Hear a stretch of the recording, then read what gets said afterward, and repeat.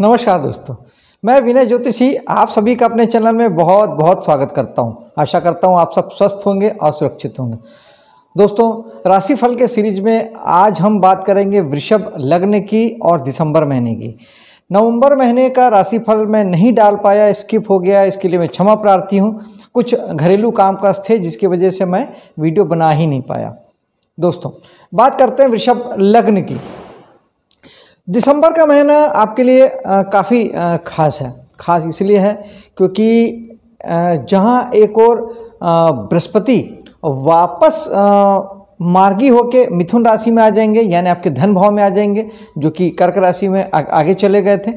और उसके साथ ही आपके लग्न में 3 ग्रहों की दृष्टियां कहीं ना कहीं आपको अपने प्रभाव क्षेत्र में लेती हुई दिखती है। सर्वप्रथम सबसे पहले बात करते हैं सूर्य की दृष्टि। सूर्य की दृष्टि पड़ेगी आपके लग्न पे।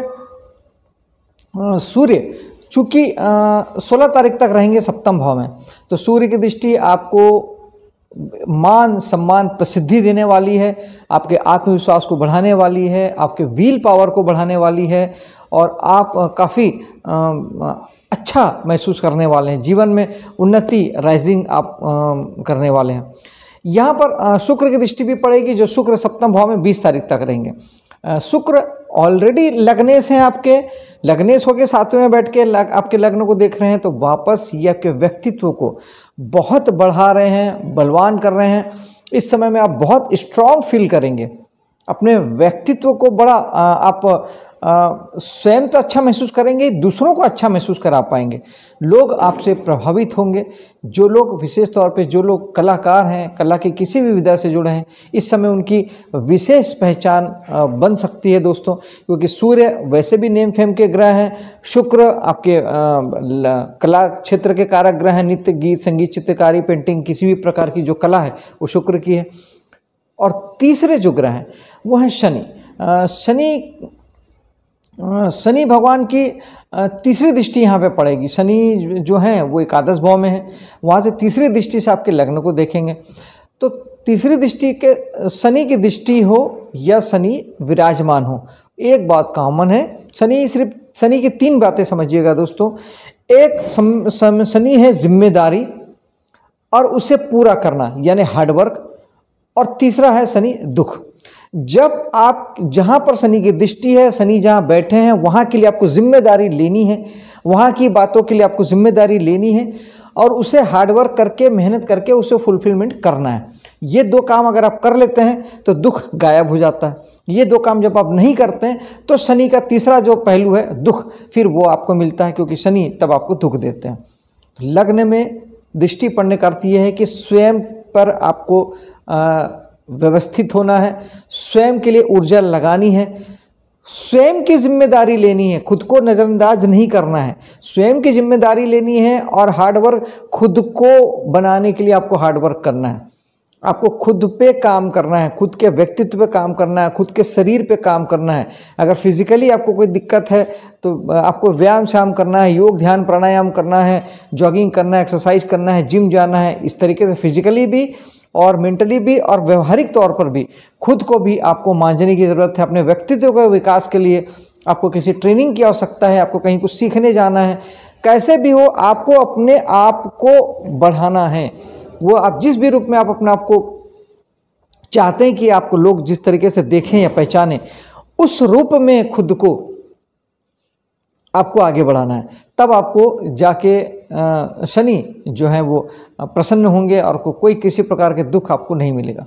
दूसरे भाव में चलते हैं, धन के भाव में, जहाँ बृहस्पति विराजमान है। बृहस्पति जहाँ बैठते हैं बहुत अच्छा फल नहीं देते हैं, इसलिए लेकिन फिर भी चूंकि ब्लेसिंग से कारक हैं, शुभ ग्रह हैं, नैतिक ग्रह हैं, सात्विक ग्रह हैं, कुटुंब परिवार के साथ में आपके संबंध मधुर होंगे। कुटुंब परिवार को लेके आप अच्छा फील करेंगे। और कहीं ना कहीं बृहस्पति हैं तो वो जीवन में शुभता लाते हैं, सौम्यता लाते हैं, तो वाणी आपकी सौम्य होगी, शुभ होगी। यहाँ पर मंगल की दृष्टि पड़ेगी। मंगल जो कि 8वें भाव में है, वहाँ से सप्तम दृष्टि से आपके धन भाव को देखेंगे। तो अष्टम से मंगल की दृष्टि 2 बातें इंडिकेट करती है। एक, धन के लिए आपको थोड़ी रुकावट, बाधा, परेशानी भी हो सकती है, और दूसरा, बिना कमाया हुआ धन आपको प्राप्त हो सकता है। ये दोनों बातें हो सकती हैं।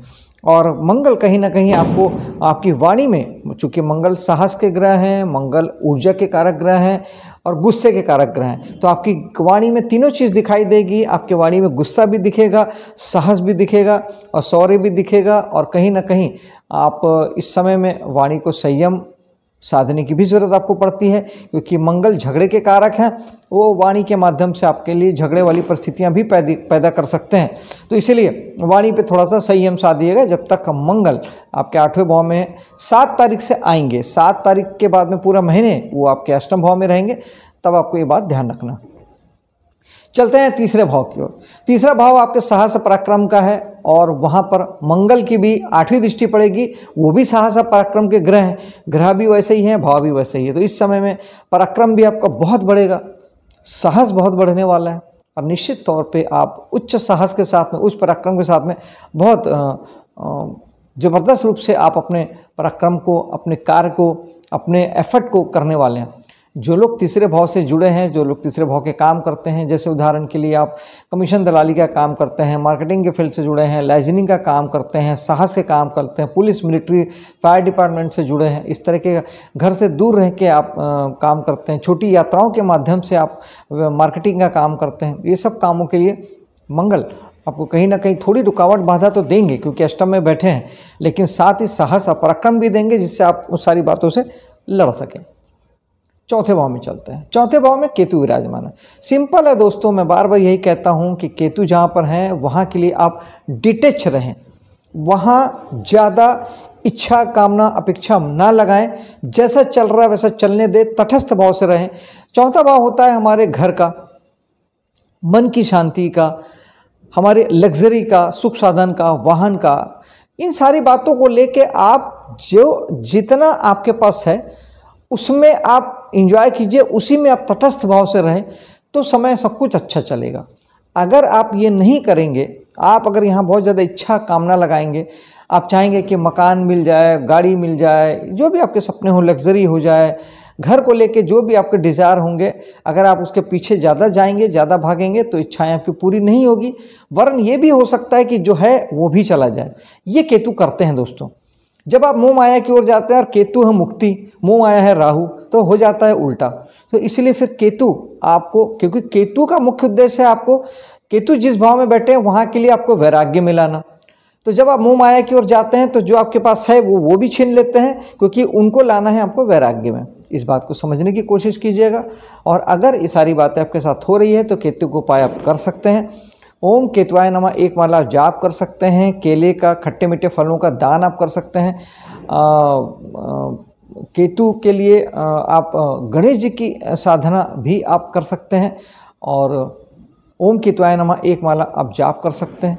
और सबसे अच्छा तो यही है कि केतु के लिए आप लाई के साधु, लाई के वैरागी ये बन जाएं, स्पिरिचुअली अपने माइंडसेट को बनाएं। चौथा भाव हमारे मन का होता है, तो अपने मन को अगर आप केतु के जैसे अध्यात्म में जाते हैं, आध्यात्मिक आप रूप से अपने आप को ग्रो करते हैं, तो आपको रिजल्ट अच्छे आते हैं, कहीं कोई दिक्कत नहीं आती।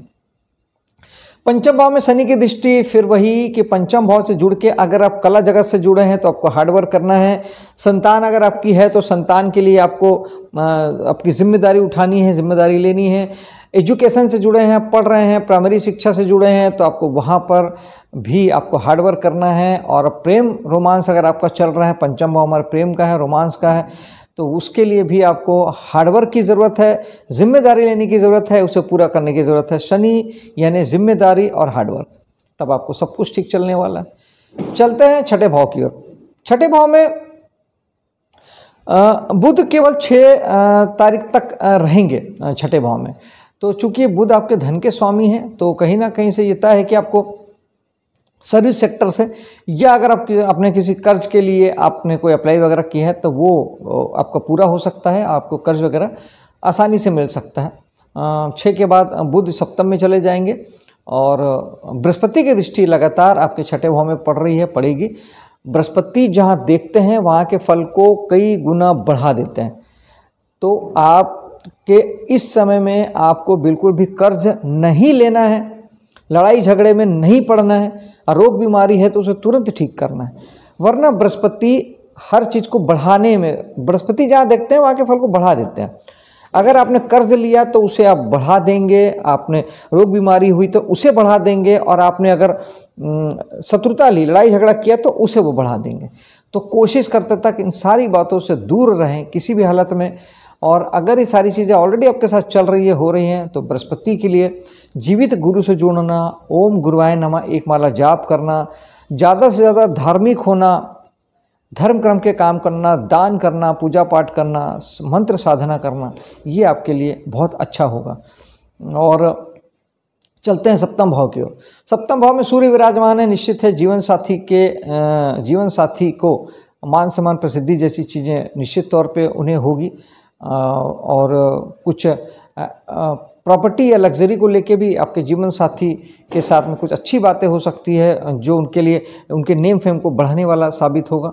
और शुक्र भी यहाँ विराजमान है। शुक्र भी ऑलरेडी लग्जरी प्रोवाइड करते हैं, लग्जरी से जुड़े ग्रह हैं। तो आपके जीवन साथी के साथ में ये भी होगा कि वो उन्हें कुछ ज़्यादा लग्जरी सुख सुविधा साधन प्राप्त हो, वाहन प्राप्त हो।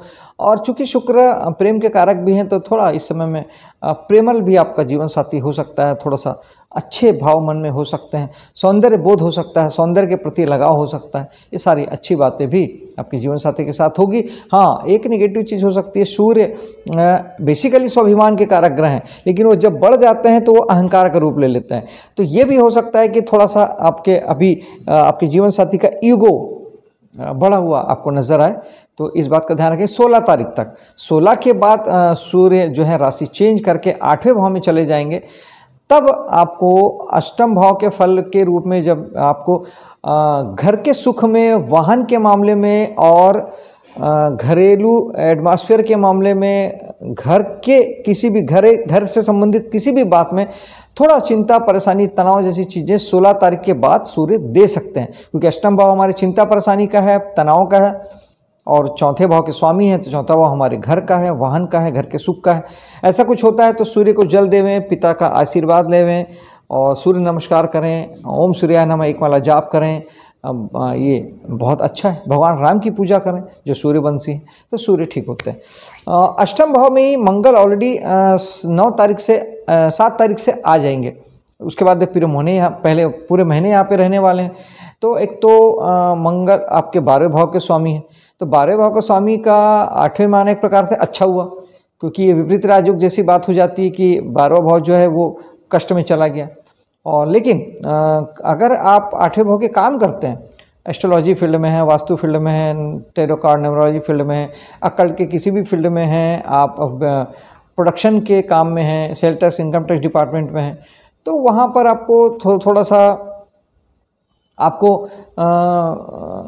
ये हो सकता है कि इस समय में आप इस तरह के कामों में आप ऑनलाइन प्लेटफॉर्म से जुड़ सकते हैं, विदेशों से जुड़ सकते हैं, और इस समय में आपके कामों को आप फैला सकते हैं। मतलब आप चाहें तो उसे दूर तक आप फैलाना चाहें तो ये आप इसे इस समय में इस कामों को कर सकते हैं। लेकिन मंगल है तो थोड़ा सा निश्चित तौर पे आपको जीवन साथी को लेकर थोड़ा सा ज़्यादा इस वक्त में 7 तारीख के बाद चिंता, परेशानी, तनाव जैसी चीज़ें हो सकती है, क्योंकि सप्तमेश मंगल है वो 8वें में चले गए हैं, यानी जीवन साथी को लेके आपको थोड़ा। तो मंगल के लिए हनुमान जी की साधना सबसे बेस्ट होती है। बजरंग बाण, सुंदरकांड, हनुमान चालीसा का पाठ अगर आप करते हैं तो ये आपके लिए बेस्ट ऑप्शन हो सकता है। बृहस्पति की दृष्टि भी 8वें भाव में पड़ रही है, जो बढ़ाने पे यकीन करते हैं। आप यहाँ के काम करते हैं, जिसकी बात मैं हमेशा करता हूँ, अकल्ट फील्ड में या फिर सेल टैक्स, इनकम टैक्स, या पुलिस डिपार्टमेंट में, मिलिट्री डिपार्टमेंट में, तो ये सारे कामों में ग्रोथ होगा, आप जीवन में आगे बढ़ेंगे, राइज करेंगे। लेकिन अगर आप यहाँ कोई काम यहाँ के नहीं करते हैं तो आपके जीवन में चिंता, परेशानी, तनाव जैसी बातें बृहस्पति भी बढ़ाने की कोशिश करेंगे। आपको चाहिए कि बृहस्पति के लिए जो मैंने अभी हमने उपायों की बात की, उन उपायों को करें, जीवित गुरु से जुड़ें, और तो निश्चित तौर पे आपको फ़ायदा होगा। भाग्य एज इट इज़ है, जैसा चल रहा है वैसा आपका चलेगा, क्योंकि भाग्य में कोई ग्रह है नहीं, किसी ग्रह की दृष्टि नहीं है। 10वें भाव में चलते हैं। 10वें भाव में बृहस्पति की दृष्टि निश्चित तौर पे आपके काम धाम को बहुत बढ़ाने वाली है। आपका काम धाम, किसी भी प्रकार से कोई भी काम आप करते हो, चाहे नौकरी या बिजनेस, कुछ भी करते हो या जीवन में कुछ भी करते हो, वो सब काम आपका बढ़ेगा। मान सम्मान प्रसिद्धि बढ़ेगी, क्योंकि 10वां भाव मान सम्मान प्रसिद्धि का है। जिम्मेदारियाँ आपकी बढ़ सकती है, यानी आपको ज़्यादा बड़े पद मिल सकते हैं। अच्छा है। और यहाँ राहु भी विराजमान है। राहु राजनीति से जोड़ते हैं, जो लोग राजनीति से जुड़े हुए लोग हैं उनके लिए ये अच्छा समय है। और इसके अलावा आप अगर काम में अपने थोड़ा सा अपने कामों को बड़ा करने के लिए बड़ा अच्छा समय है। राहु बड़ा है, राहु विजन है, तो बड़े विजन के साथ, दूरदृष्टि के साथ अपने कामों को अगर आप बड़ा करना चाहें तो इससे अच्छा वक्त आपके लिए नहीं होगा दोस्तों। विदेशों से जुड़ने के लिए बहुत अच्छा समय है। राहु विदेश से जोड़ते हैं, दूसरे स्टेट में आप अपने कामों को फैला सकते हैं। इस प्रकार से आप अपने कामों को बड़ा कीजिए। आप और हायर टेक्नोलॉजी से जुड़ने के लिए अच्छा समय है। राहु जितने प्रकार के नए से नए टेक्नोलॉजी होता है वो राहु होता है। अपने चलते कामों में आप नई टेक्नोलॉजी ऐड करें, ये भी आप कर सकते हैं। चलते हैं एकादश भाव की ओर, जहाँ पर मंगल की दृष्टि पड़ेगी 8वें भाव से 4थी दृष्टि। तो निश्चित तौर पे आप ज़्यादा ऊर्जा के साथ, साहस के साथ दोस्तों यारों से मिलेंगे, बड़े भाई बहनों से मिलेंगे और समाज सोसाइटी के लिए बहुत काम करते हुए नजर आएंगे। और चूंकि लाभ प्राप्ति गेंस का भी भाव है तो उसके लिए भी आपको साहस अंदर से पैदा होगा और आप ज़्यादा साहस के साथ में लाभ प्राप्ति के लिए कुछ करना चाहेंगे, करेंगे। यहाँ पर शनि विराजमान है दोस्तों। फिर वही कहता हूँ, शनि जहाँ बैठते हैं, जहाँ देखते हैं, चाहते हैं वहाँ के लिए जिम्मेदारी आप ले।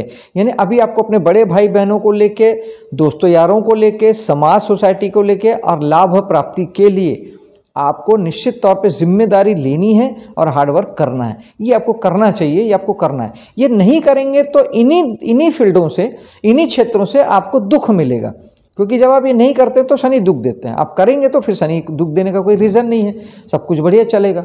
इन केस अगर आपको ऐसा लगता है कि आपको दोस्तों यारों से, समाज से, बड़े भाई बहनों से लाभ प्राप्ति को लेके किसी प्रकार का दुख, तकलीफ, पीड़ा हो रही है ऑलरेडी, तो शनि के लिए उपाय करें। ओम शनिचराय नमः 1 माला जाप कर सकते हैं।